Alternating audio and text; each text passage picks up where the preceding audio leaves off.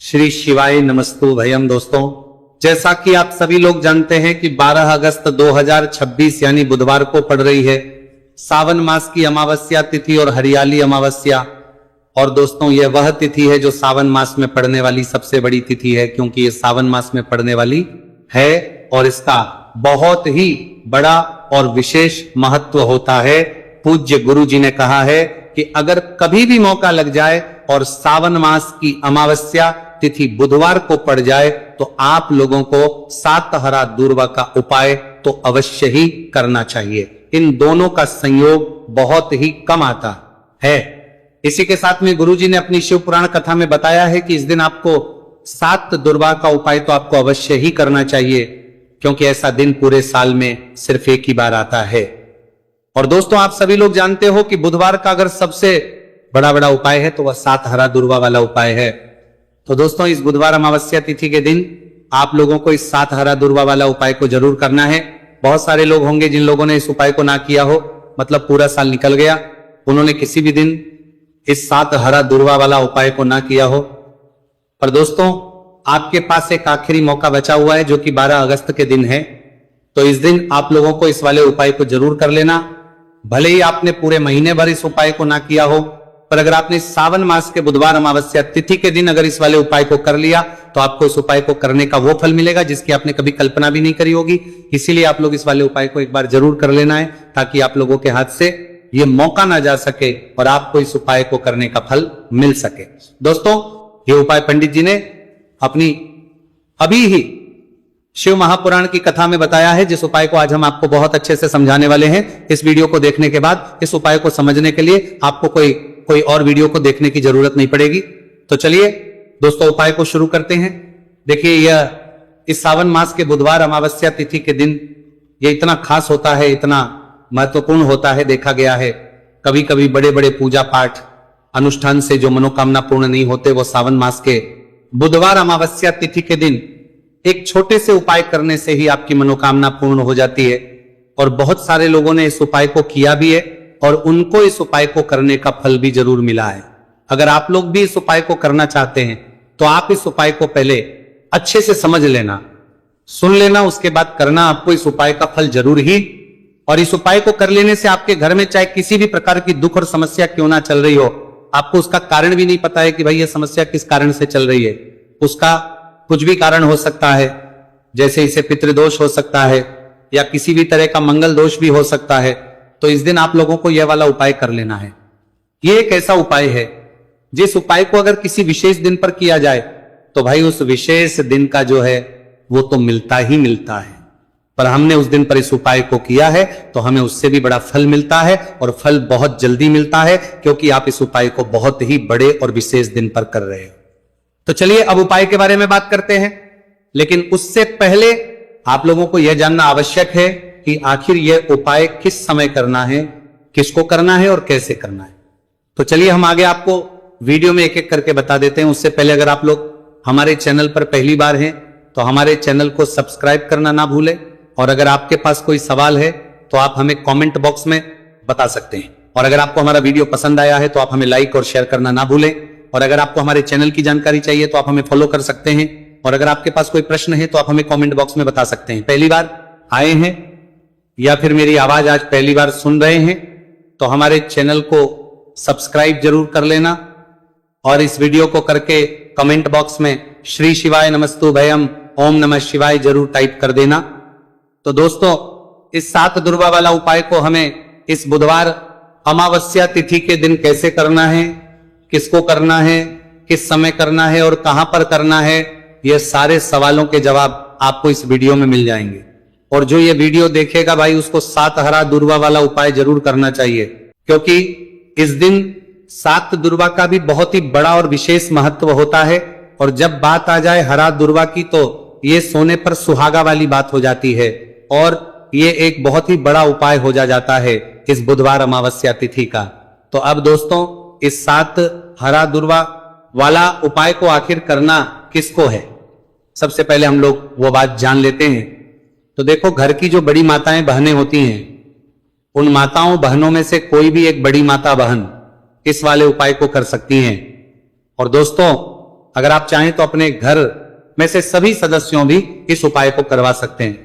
अगर किसी व्यक्ति की खुद की कोई मनोकामना है, खुद की कोई दुख और परेशानी है जो कि वह अपने लिए ही करना चाहता है इस वाले उपाय को, तो वह खुद अपने लिए भी कर सकता है। बाकी अगर कोई घर में से ऐसा है जो कि अपने पूरे घर परिवार की सुख और शांति के लिए यह वाला उपाय करना चाहता है, तो भाई वह भी कर सकता है, उसमें भी कोई दिक्कत वाली बात नहीं है। कहने का मतलब यह है कि इस उपाय को हर सदस्य भी कर सकता है और पूरे घर परिवार के सदस्य के लिए घर की बड़ी माताओं बहनों में से कोई एक माता बहन भी कर सकती है। माताएं बहनें अगर घर में उपस्थित ना हो या वो ये वाला उपाय ना कर पा रही हो, तो फिर घर का कोई बड़ा सदस्य भी इस सातहरा दुर्वा वाला उपाय को कर सकता है, चाहे फिर वह पुरुष ही क्यों ना हो, उसमें कोई भी दिक्कत वाली बात नहीं है। अब दोस्तों जो अगला प्रश्न निकल कर आता है वो ये आता है इसको लेकर कि आखिर इस उपाय को हमें किस समय करना है, सुबह के समय करना है कि शाम के समय करना है। तो देखो इस वाले उपाय को आप लोग सुबह के समय भी कर सकते हो और शाम के समय प्रदोष काल में भी कर सकते हो। अब अगर आप पूछो कि भाई सबसे उत्तम समय कौन सा रहेगा इस सातहरा दुर्वा वाला उपाय को करने का, तो हम आपसे बस यही कहेंगे कि इस उपाय को आप सुबह के समय करेंगे तो ज्यादा बेहतर होगा। बाकी अगर प्रदोष काल के समय भी करेंगे तो भी अच्छा होगा, उसमें कोई भी दिक्कत वाली बात नहीं। तो अब दोस्तों जो अगली सबसे बड़ी और महत्वपूर्ण बात आती है वह यह आती है कि सुबह अगर हम उपाय को करेंगे तो हमें कितने बजे से लेकर कितने बजे तक के बीच में करना है, और शाम के समय प्रदोष काल में करेंगे तो हमें कितने बजे से लेकर कितने बजे से लेकर के बीच में करना है, बजे के बीच में करना है। तो देखो सुबह जितनी जल्दी हो सके आप उपाय को करने की कोशिश करना। बाकी अगर कारणवश लेट भी हो जाओ, थोड़ी देर भी हो जाए, तो 10 या 11 बजे तक भी आप उपाय कर लेना, पर 12 बजे से ज्यादा देरी ना हो, ठीक है, इस बात का ध्यान रखना। उसके बाद में दोस्तों अगर शाम के समय प्रदोष काल की बात करें, प्रदोष काल का जो समय है होता है वो शाम के 6 बजे से शुरू हो जाता है। मतलब शाम के 6 बजे से लेकर शाम के 6 बजे से रात के 8 बजे के बीच का जो समय होता है, ये समय प्रदोष काल का समय होता है। तो इस उपाय को 7 या 8 बजे के बीच में भी कर सकते हो। मैं आप कभी भी इस वाले उपाय को कर सकते हो, उसमें कोई भी दिक्कत वाली बात नहीं है। तो सावन मास का महीना ही है जो आपको धन दौलत पुण्य दोनों ही देने वाला है। सावन मास के महीने में तुलसी का पूजन करके, श्री हरि विष्णु से जुड़े हुए कुछ उपाय करके आप अपने जीवन की निर्धनता, धन से जुड़ी समस्याएं, कर्जे से जुड़ी समस्याओं को हमेशा के लिए दूर कर सकते हैं। भगवान विष्णु को तुलसी अति प्रिय है, इसलिए उनकी पूजा में भी विशेष रूप से हम तुलसी का उपयोग करते हैं। और बिना तुलसी दल के, बिना तुलसी मैया के श्री हरि विष्णु की पूजा और उनका भोग दोनों ही अधूरे होते हैं। इसीलिए सावन मास के महीने में ऐसा उपाय आपको बताने वाले हैं जिसे करने से श्री हरि विष्णु की असीम कृपा आपको मिलेगी और मां तुलसी से ऐसा आशीर्वाद मिलेगा, जीवन का हर दुख, हर कष्ट, गरीबी, निर्धनता, कर्जे से जुड़ी समस्याएं, सब कुछ ही आपके जीवन से दूर हो जाएगा और सुख, समृद्धि, धन, वैभव, ऐश्वर्य सब कुछ आपको अपने जीवन में आसानी से मिलने लगेगा। तो चलिए बात कर लेते हैं कि कौन सा उपाय है, तुलसी के पौधे में कौन सी चीज आपको रखनी है और इस उपाय को किस समय करना है। देखिए सबसे पहले तो आपको बता दें कि अगर आपके घर में तुलसी का पौधा नहीं है तो सावन मास के महीने में एक तुलसी का पौधा अपने घर में लाकर जरूर लगाए, क्योंकि सावन मास के महीने में जो लोग अपने घर में तुलसी जी का पौधा लाकर लगाते हैं, मां तुलसी का पूजन करते हैं, कभी भी मां तुलसी उनके घर में निर्धनता नहीं रुकने देती। हमेशा उनके घर में धन की वृद्धि होती है, धन की वर्षा होती है। तो जरूर से तुलसी का पौधा आप सावन मास के महीने में अपने घर जरूर लेकर आए और अच्छे से आपको मां तुलसी का पूजन करना है, मां तुलसी के पौधे की देखभाल करनी है। और वह कौन चीज है जो आपको तुलसी के पौधे में सावन मास के महीने 12 अगस्त बुधवार अमावस्या तिथि में रखना है, और कैसे ये चीज रखते ही रातों रात आपके जीवन में चमत्कार होगा और आपके भाग्य का भी आपको साथ मिलेगा। तो देखिए इस वीडियो में जितने भी उपाय हम आपको बताएंगे सभी उपाय सरल है। देखो गुरुजी ने कहा है कि बुधवार के दिन आपको सातहरा दुर्वा वाला उपाय तो अवश्य ही करना चाहिए। वीडियो के अंतिम में आपको उपाय बताया है, आपको करना है। देखो आगे बढ़ने से पहले वीडियो को एक लाइक जरूर करें। देखो सबसे पहला उपाय, यदि आपके जीवन में कर्जा बहुत अधिक है, आपके जीवन में संकट बहुत अधिक रहते हैं, आपके ऊपर बहुत अधिक विपदा आ रही है, बार बार आपको अपने व्यापार में और अपने धन में हानि देखने को मिल रही है, यानी कि आपको प्रत्येक कार्य में हानि हो रही है, तो आपको यह उपाय करना चाहिए। इस उपाय को करने के लिए आपको दो चीजों की आवश्यकता होगी। सबसे पहले आप जानते हो, जो कि भगवान गणेश जी को समर्पित होती है, तो आपको वो हरा दूर्वा की आवश्यकता होगी, साथ ही में एक लोटा जल की आवश्यकता होगी। और आप जब भी उपाय को करें, जिस दिन भी आपको करें, तो आपको प्रातः कल सुबह ही सुबह वह करना है। इस बात का विशेष रूप से आपको ध्यान रखना है, ठीक है। तो आपको एक हरा दूर्वा लेनी है। अगर आधा हरा दूर्वा भी मिल जाती है तो भी कोई दिक्कत नहीं है, बस आपको हरा दूर्वा है। अगर ज्यादा ना मिले तो उस स्थान पर एक हरा दूर्वा भी ले सकते हैं। हरा दूर्वा आपको आसानी से कहानी पर भी मिल जाएगी। बस याद रखिएगा, शुद्ध दूर्वा, और मतलब उसे शुद्ध करके ही उपयोग में लीजिएगा, है ना। तो आपको करना क्या है, एक हरा दूर्वा या एक से ज्यादा भी हरा दूर्वा आप लोग ले सकते हैं। तो एक हरा दूर्वा अपनी ले लीजिए, एक हरा दूर्वा के साथ में आप एक लोटा जल ले लीजिए, और इन दोनों ही चीजों को लेकर शिव जी के मंदिर पहुंच जाइए। शिव जी के मंदिर पहुंचकर सबसे पहले आप शिवलिंग के पास में बैठा जाइए। शिव जी के पास में बैठने के बाद जो शिव जी की शिवलिंग होगी, शिवलिंग के ऊपर सबसे पहले आपको ये दूर्वा को समर्पित करना है। दूर्वा को कुछ इस प्रकार से समर्पित करना है कि जो दूर्वा की दांडी का मुख होगा वह जलधारी की तरफ हो, जहां से जल नीचे करता है ना। और जो हरा दूर्वा का मिला हुआ भाग होगा वो अपने आप शिवाजी के पीछे की तरफ हो जाएगा, ठीक है। तो इस प्रकार से ये हरा दूर्वा का, ये दूर्वा आपको भगवान शिव जी का शिवलिंग के ऊपर समर्पित करनी है। और जो एक लोटा जल आप अपने साथ लेकर आए हैं, इसी दूर के ऊपर भगवान शिव जी के शिवलिंग के ऊपर एक धारा से आपको समर्पित कर देना है, ठीक है। अब यहां पर देखने बात यह है कि यह उपाय इस व्यक्ति को करना है जिस व्यक्ति की नौकरी नहीं लग रही हो, जो व्यक्ति परीक्षा में पास होना चाहता हो, तो इस व्यक्ति को अपने हाथों से इस उपाय करना है, तभी उपाय कम करेगा, ठीक है। उपाय को करने के बाद आपको 3 महीने उपाय आपको कब तक करना है, जब तक कि आपकी नौकरी ना जाए। जब तक आप इस उपाय को नियम के साथ करो, आपकी नौकरी जरूर लगेगी। अब बात करते हैं दूसरे उपाय के बारे में। तो देखिए, दूसरे उपाय जो है, देखिए इस उपाय के लिए आपको मात्र 1 लौंग का जोड़ा लेना है, यानी कि 2 फूल वाली लौंग लेनी है। साथ में आपको मात्र थोड़ा सा शहद लेना होगा, और इसी के साथ में आपको तांबे के पात्र अंदर शुद्ध जल लेना होगा। अब देखिए, इन सभी सामग्रियों को लेकर के आपको भगवान शिव के मंदिर में पहुंच जाना है। देखिए, ये उपाय आप सुबह से लेकर शाम तक कर सकते हैं। तो वह सबसे पहले तो आपके पास जो 2 फूल वाली लौंग हैं, उन्हें आपको शहद के अंदर अच्छे से डुबो है, यानी कि दोनों लौंग पर आपको अच्छे से शहद का लेपन कर देना है। अब आपको जो आपके पास एक लोटा जल है, सबसे पहले तो उसे शिवलिंग पर धीरे धीरे समर्पित करना है, और श्री शिवाय नमस्तु भयम इसका जाप करते हुए समर्पित कर देना है। अब आपके पास जो 2 फूल वाली लौंग है, शहद से उसे आपको शिवलिंग पर अर्पित करना है, और आपको प्रार्थना करनी है कि जीवन में जो रोग की स्थिति है वो समाप्त हो, जीवन के जो संकट और समस्याएं हैं वो सभी समाप्त हो, जीवन से जो कर्ज की समस्या है वो समाप्त हो। इस प्रकार से प्रार्थना करते हुए यह जो 2 फूल वाली लौंग ही शहद संयुक्त इस आपको शिवलिंग पर अर्पित कर देनी है। आपकी जो भी समस्या होगी इस बुधवार के दिन अवश्य ही समाप्त हो जाएगी। तो इस प्रकार से आपको पहला उपाय करना है। अब हम बात कर लेते हैं दूसरे उपाय के बारे में। देखिए, यह उपाय आपके लिए सर्वश्रेष्ठ होने वाला है। देखिए, इस उपाय के लिए आपको चाहिए होंगे 5 हरा मूंग के दाने, और मूंग के दाने कहीं से भी खंडित नहीं होने चाहिए, इस बात का ध्यान रखें। और इसी के साथ में आपको एक तांबे के पात्र के अंदर अपने घर से शुद्ध जल 1 लोटा जल ले लेना है। अब दोस्तों, इन सभी सामग्रियों को लेकर के आपको सीधे पहुंच जाना है भगवान शिव के मंदिर में। देखिए, इस उपाय को भी आप सुबह भी कर सकते हैं और शाम के समय में भी कर सकते हैं।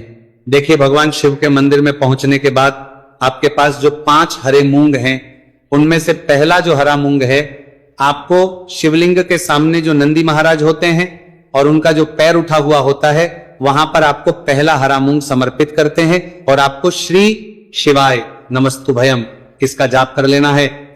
फिर आपको दूसरा हरा मूंग लेना है, और शिवलिंग पर जो श्री गणेश जी वाला स्थान होता है, वहां पर आपको ये दूसरा हरा मूंग समर्पित कर देना है। यानी कि शिवलिंग के सीधे तरफ आपको ये दूसरा हरा मूंग समर्पित करना है, और फिर आपको ओम गण गणपते नमः या फिर ओम श्री गणेशाय नमः, इसका जाप कर लेना है।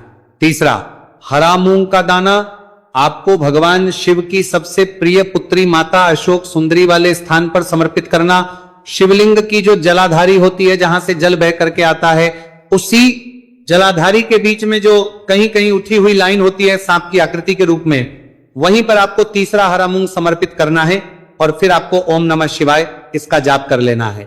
अब दोस्तों, चौथा जो हरा मूंग है उसे आपको भगवान कार्तिकेय जी का जो स्थान होता है शिवलिंग पर, वहां पर आपको ये चौथा हरा मूंग का दाना समर्पित कर देना है और आप ओम नमः शिवाय इसका जाप कर लेना है। अब दोस्तों, आपके पास जो पांचवा और अंतिम हरा मूंग बचा हुआ है, उससे जल के पात्र के अंदर डाल देना है और इस हरे मूंग से युक्त जल से आपको भगवान शिव के शिवलिंग का अभिषेक कर देना है। जल आपको बिल्कुल धीरे धीरे समर्पित करते जाना है और लगातार आपको शिव महापुराण के मूल श्री शिवाय नमस्तुभयम इसका जाप करते रहना है। फिर आपको शिवलिंग के आगे बैठकर, यदि आप अपने बच्चों के लिए यह उपाय कर रहे हैं, यदि आप अपने बच्चों की बुद्धि ज्ञान और विवेक के लिए उपाय कर रहे हैं, तो उसके लिए आपको प्रार्थना कर लेनी है। या फिर व्यापार में वृद्धि करने के लिए यह उपाय कर रहे हैं, तो उसकी कामना करते हुए आपको प्रार्थना कर लेनी है। या फिर अपनी नौकरी के लिए कर रहे हैं, या फिर अपने इंटरव्यू के लिए, या फिर धन की प्राप्ति के लिए कर रहे हैं, जिस भी कामना के लिए आप उपाय कर रहे हैं उसे परिपूर्ण करने के आपको महादेव से प्रार्थना कर लेनी है और फिर आपको वापस अपने घर आ जाना है। पूज्य वाला की प्रार्थना कर लेनी है। गुरुजी ने कहा है कि जो भी व्यक्ति इस उपाय को कर लेता है, तो यकीन मानिए आपके जीवन की जो सारे संकट, कष्ट और बाधाएं ही वो सभी समाप्त होंगे। अब हम बात करते हैं अगले उपाय की। इस उपाय के लिए आपको एक दीपक लेना है। दीपक आप मिट्टी का भी ले सकते हैं और शुद्ध आटा मढ़कर उसका दीपक भी आप तैयार कर सकते हैं। अंदर गोल बाती का प्रयोग करना है और दीपक के अंदर आपको शुद्ध घी का प्रयोग करना है। इसी के साथ में आपको मात्र एक फूल वाली लौंग लेनी होगी। अब ये एक दीपक और एक फूल वाली लौंग लेकर के सीधा आपको पहुंचना होगा बरगद के वृक्ष के। वहां पर देखिए, सबसे पहले तो आपके पास जो एक फूल वाली लौंग है उससे आपको बरगद के वृक्ष की जड़ में समर्पित करना है। देखिए, अगर आपके जीवन में कोई भी बड़ा संकट आने वाला है, कोई बड़ा कष्ट आने वाला, तो वही इस उपाय के माध्यम से दूर होने वाला है। महादेव की विशेष कृपा रहेगी कि जो भी संकट आपके जीवन में आने वाला होगा वह भी दूर हो जाएगा। तो आपको एक लौंग समर्पित करनी है बरगद के वृक्ष की जड़ में और वहीं पर आपको जो है गोल बाती वाला दीपक जो आप लेकर के गए हैं उससे भी वहां पर प्रज्वलित कर देना है। वटकेश्वर महादेव का स्मरण करते हुए देखिए, जब भी आपको जीवन में इस साल लगने लगे कि आपके जीवन में कुछ भी अच्छा नहीं चल रहा है, तब भी आपको ये उपाय करना है। तो इस प्रकार से आपको ये उपाय करना है। अब हम जान लेते हैं चौथे विशेष उपाय के बारे में। देखें, यदि आपके विवाह में, शादी में कोई भी समस्या आ रही है, यदि आपका जो कर्ज है वह दिन पर दिन बढ़ते ही जा रहा है, तो आपको यह चमत्कारी उपाय करना चाहिए। कोई भी समस्या अगर जीवन में है तो उसे दूर करने के लिए आपको इस उपाय करना चाहिए। मंगल दोष से जुड़ी हुई समस्या भी है, तब आपको यह उपाय करना चाहिए।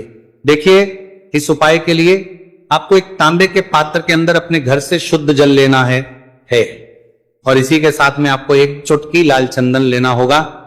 अब आपको क्या करना है कि जो लाल चंदन आपने लिया है उसे आपको उससे जल के पात्र के अंदर डाल देना है और ये जल जो है आपको लाल चंदन से युक्त तैयार कर लेना है। और ये लाल चंदन से युक्त जल आपको भगवान शिव के मंदिर में लेकर के पहुंचना है। लेकिन उपाय भी आप सुबह से लेकर के शाम तक कर सकते हैं। अब दोस्तों, ये जो लाल चंदन से युक्त जल है, इससे आपको भगवान शिव के शिवलिंग पर धीरे धीरे अर्पित कर देना है और आपको लगातार श्री शिवाय नमस्तुभयम इसका जाप करते रहना है। देखिए, यदि आपके जीवन में विवाह से जुड़ी समस्या चल रही है तो आपको मंगलेश्वर महादेव का स्मरण करना है और जीवन में अधिक कर्ज की समस्या है तो आपको आर्यन मुक्तेश्वर महादेव का स्मरण करना है। देखना, एक दिन आपकी सब तरह की समस्या जल्दी ही समाप्त हो जाएगी। तो इस प्रकार से आपको यह चौथा उपाय करना है। अब हम जान लेते हैं। तो दोस्तों,